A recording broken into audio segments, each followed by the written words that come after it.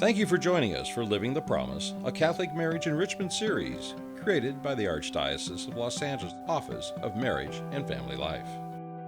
Guiding this session on finances are Wilson and Nancy Chua.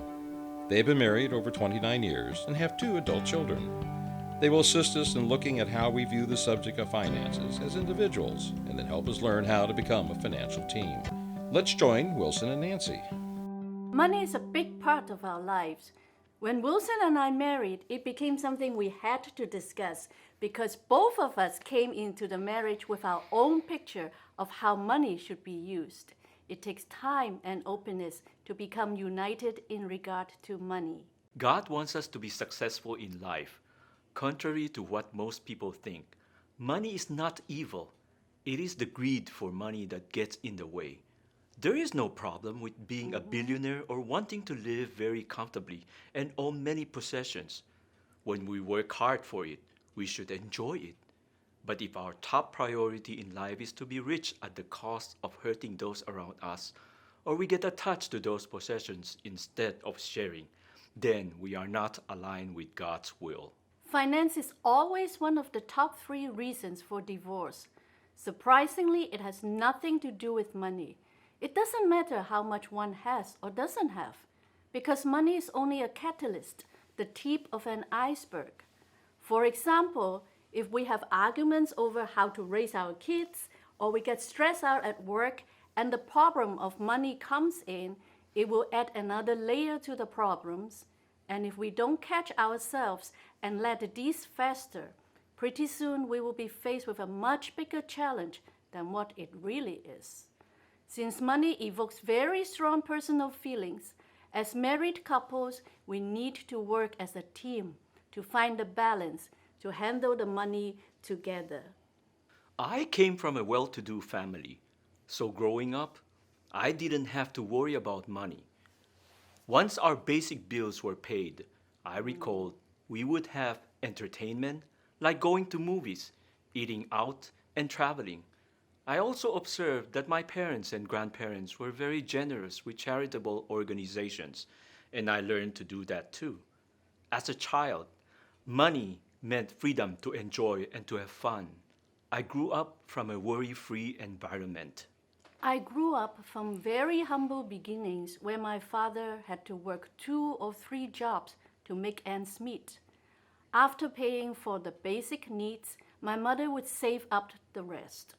On those very rare occasions where my 2 siblings and I could share 1 ice cream cone on a hot summer day or get to eat out because we had good grades, we were reminded that those were luxuries and not necessities. In short, I was acutely aware of the scarcity of money, and I equated money with security, with good self-esteem, with success and happiness. Growing up, I learned to be frugal and highly critical of how others spend money. I considered unnecessary spending as wasteful or showing off. As couples, it is important that we share how we view money with our spouses so we can understand each other's feeling regarding money and support each other in the handling of money. We have found 8 important points on how to become a financially united couple. 1. Transparency. When we speak about money, debt, credit cards, etc., we should be transparent in sharing our thoughts and actions with our spouse. 2. Financial tension.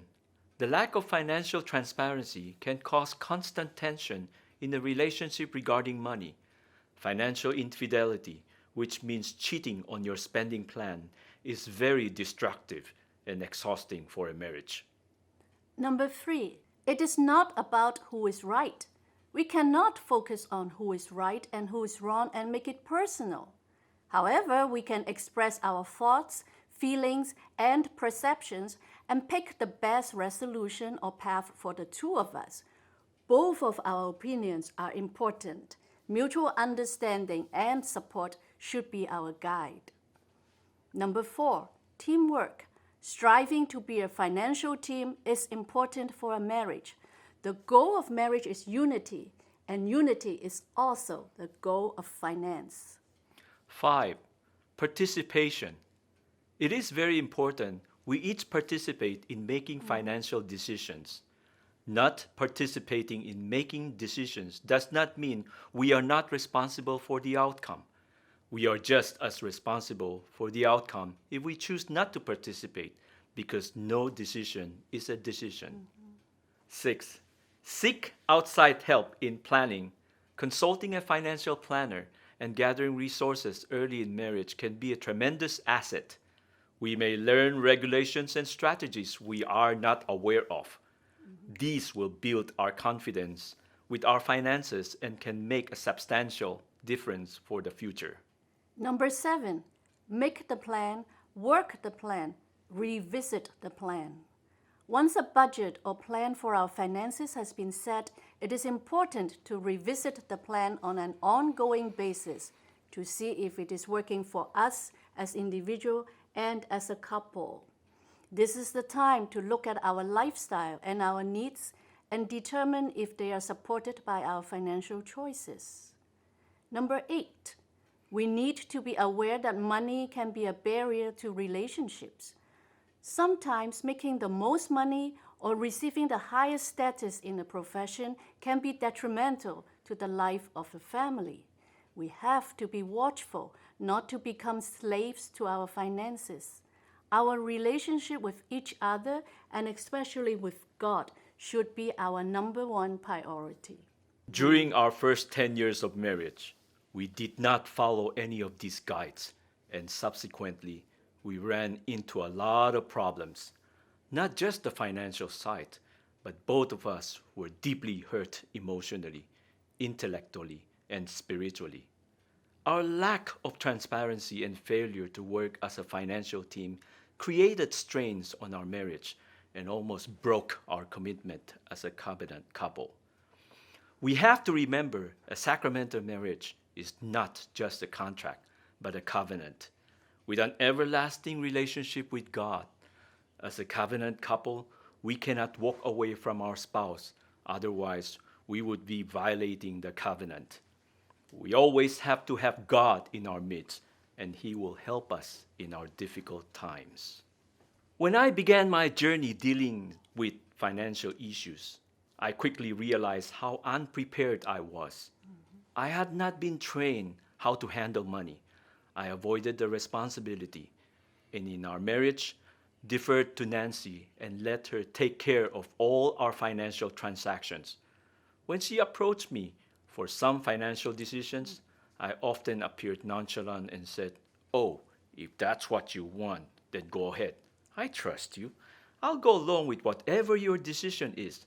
But in reality, because of the behaviors I learned in my family of origin, I was not ready to take up my share of responsibilities. My attitude usually made her upset and confused, and pretty soon our conversations would spiral down, and arguments ensued. I did not realize that I had walked away from my commitment. Initially, when Wilson let me be in charge of the finances, I thought I hit the jackpot. Yes, your money is my money, and my money is my money. Hoarding money and having the ultimate say over how money should be used make me feel very powerful. I acted as though I was the dragon lady, closely monitoring Wilson's spending habits. It drove him crazy. I honestly couldn't understand why he had such a carefree, happy-go-lucky attitude, as if money grew on trees.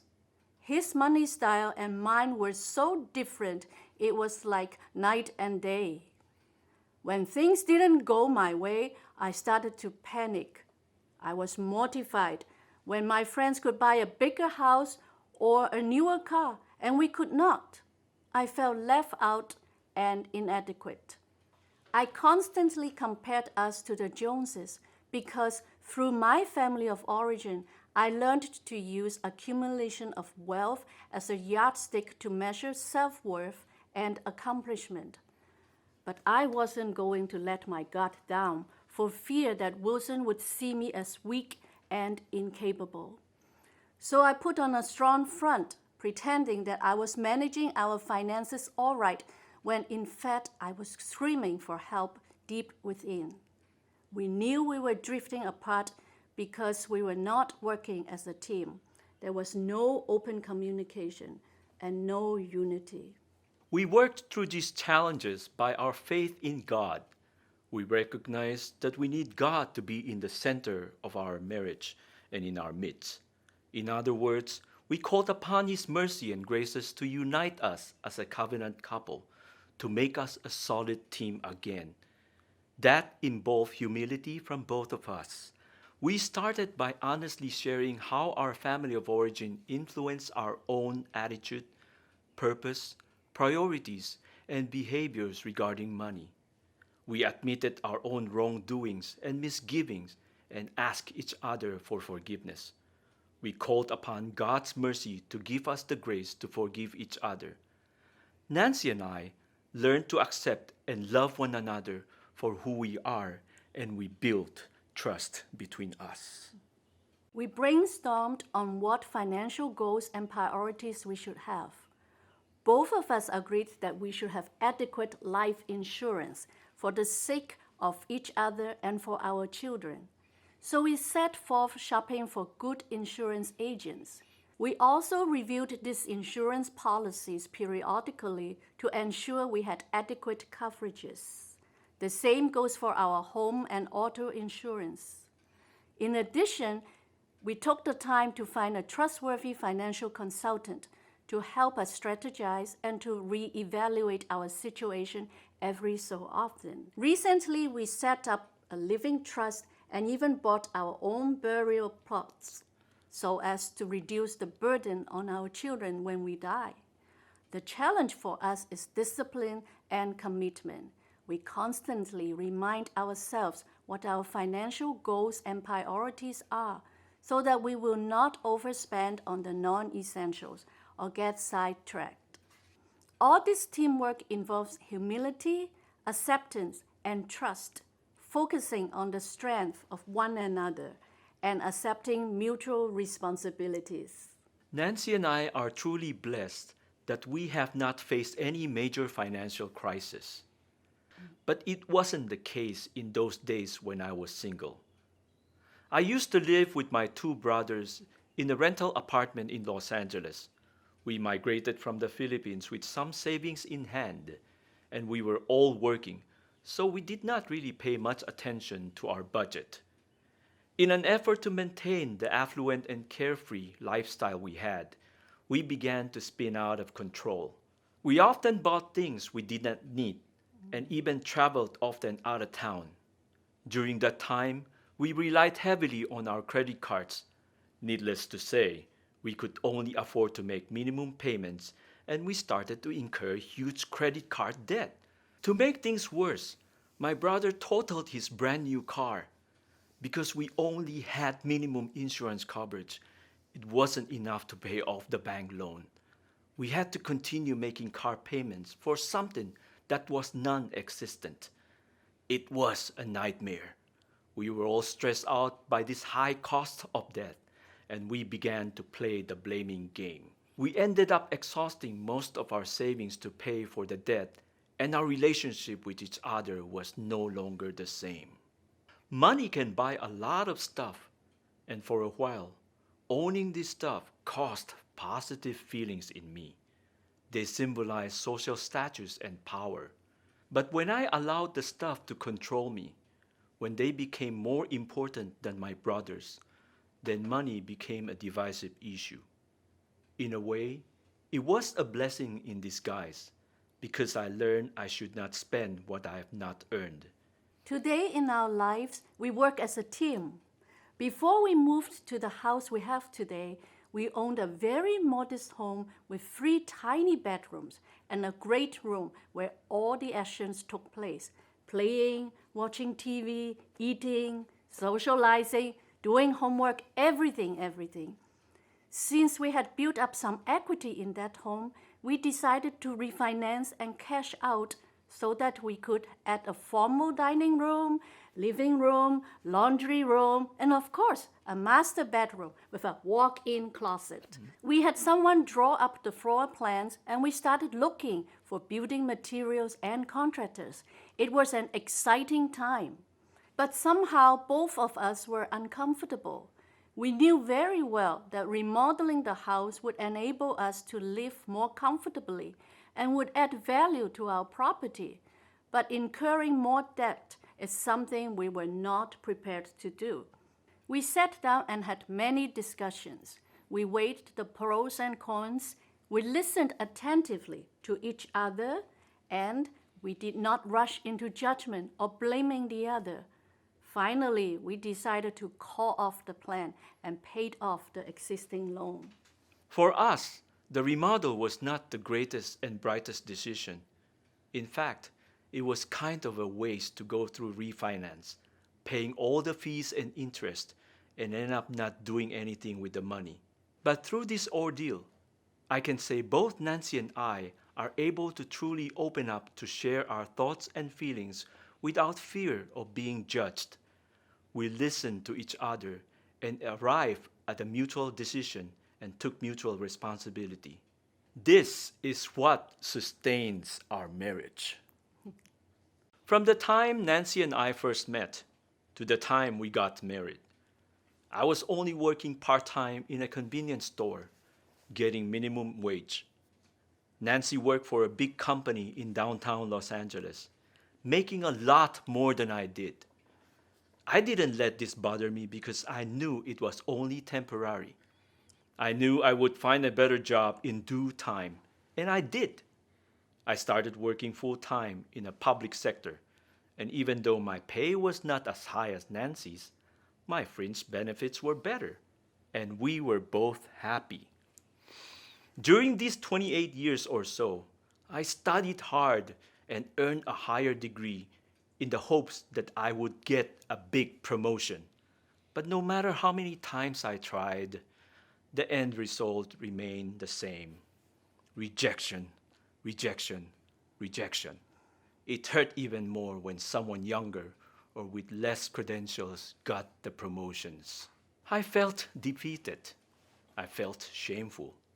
I felt depressed. On the other hand, Nancy was able to make a few career moves, and her pay got higher and higher.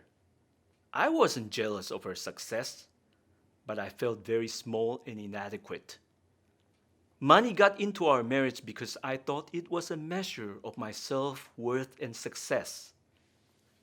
My view of money was skewed. When I could not make enough money to match Nancy's, my ego was hurt. It felt as if we were not equal partners anymore. I felt less of a man. As much as I tried to open up my true feelings to Nancy, she didn't seem to understand. She tried to comfort me, but I didn't feel the sincerity. It felt more like she was being dismissive. I didn't think she could feel my pain.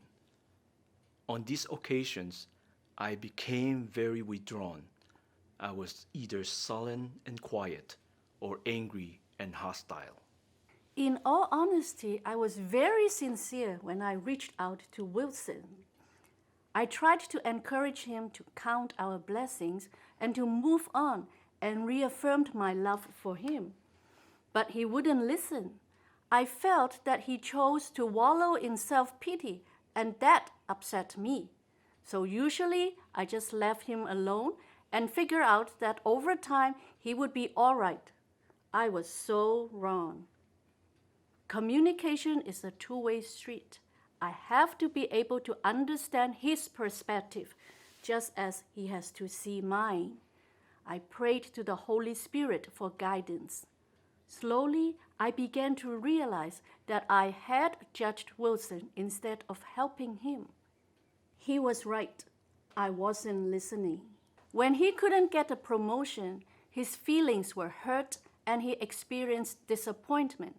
But deep down, he felt incompetent, unappreciated, and worthless. I saw how money and career status had eroded Wilson's self-esteem. Although I had never considered Wilson a failure, I realized I had to be life-giving to him by acknowledging and validating his feelings. I made sure to use the right choice of words and the right tone of voice in addressing this very sensitive subject.